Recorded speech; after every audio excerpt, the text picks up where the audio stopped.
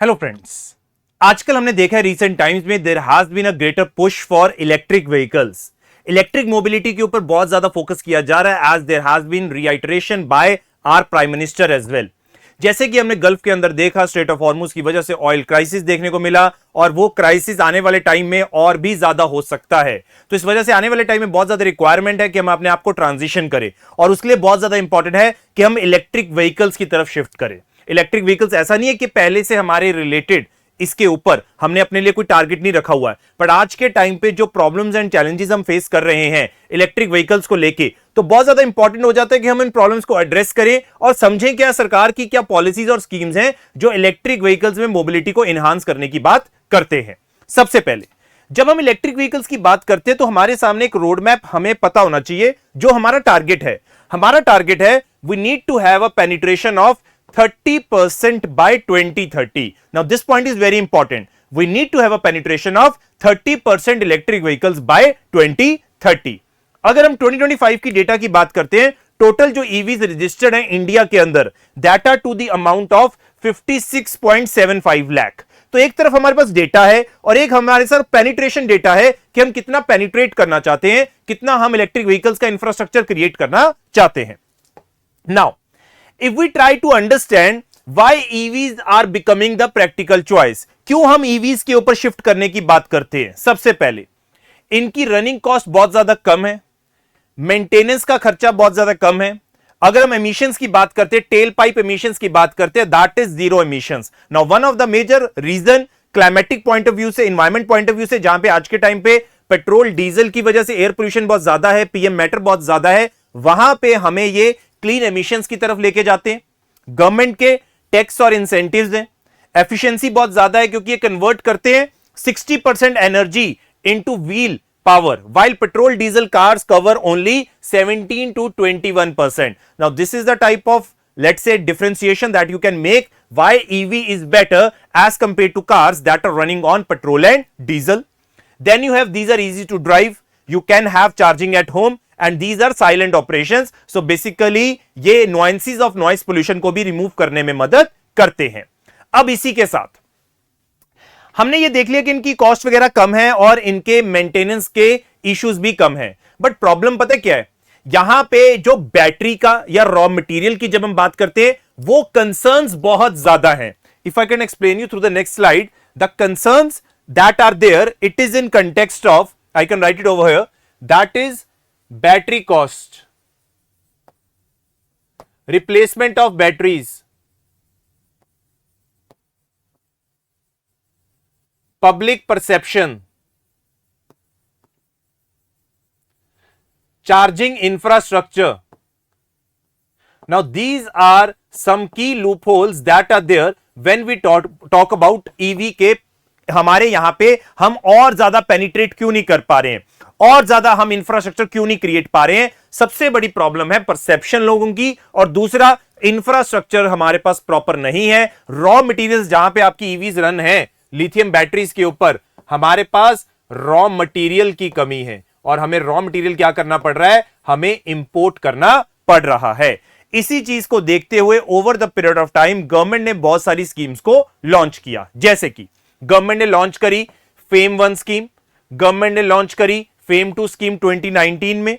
Then you had the PLI auto plus advance chemistry cell storage battery की जब हम बात करते हैं, then you have the PM E bus Sewa, you have the PM E-Drive, that is a direct market push of 10,900 crore, and then you have electric mobility index जहां पे states और UT की परफॉर्मेंस को हम ट्रैक कर रहे हैं across 16 indicators. Now these are the comprehensive steps that you can mention in your answers when you are writing for the electric mobility infrastructure in the country, कि हम कैसे कोशिश कर रहे हैं कि अपने देश के अंदर ईवी के इंफ्रास्ट्रक्चर को इंक्रीज कर सके, whether through FAME scheme, whether through advance chemistry cell storage और whether through frame 2, PM E-Bus, PM E-Drive, PM E-Bus सेवा और Indian electric mobility index. Now try to understand it in a very holistic manner.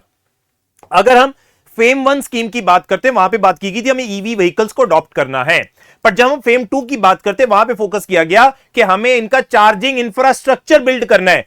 EV को बनाना, उसके साथ उसका infrastructure भी तो होना चाहिए ना। चार्जिंग स्टेशन होने चाहिए। ये एक इंपॉर्टेंट चीज है जो एड्रेस की गई अगर हम बात करते हो FAME 1 to FAME 2, adoption shifted into higher gear, the second phase dramatically expanded incentives and moved the EV market from pilots to scale. पहले में 2.55 lakh EV सपोर्टेड, EVs are supported under FAME 2 as of June 16.30।